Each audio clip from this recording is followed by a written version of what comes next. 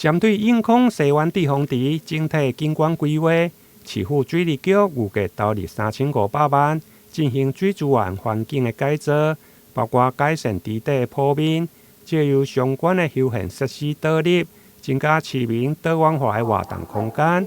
因此，议员陈秀平嘛建议，应该再增加地景式的游具，并且结合公园、撇建停车场，和整体地方池发挥上大的效益。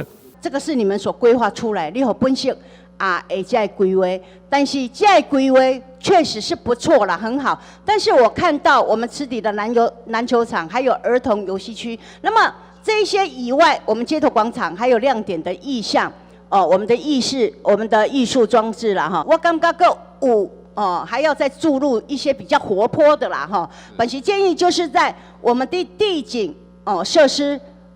咱迄个啥，咱遐会当用的，所以咱莫浪费掉啊！安尼经费你要编，你要定时要编列。经费要编列，爱甲设计相关，设计好才有这个经费的物件。好，那最起码那个是不是规划会都要进去，还是这一种不用规划会？规划费那你规划会什么时候要进去？越快越好啊！越快什么时候？越快越好。那个我是觉得是当下就要编下去。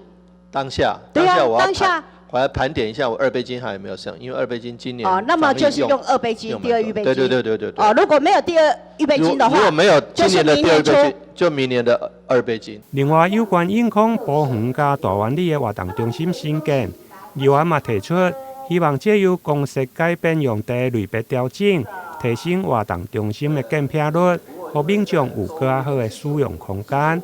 台南新闻林根杨顺怀采访报道。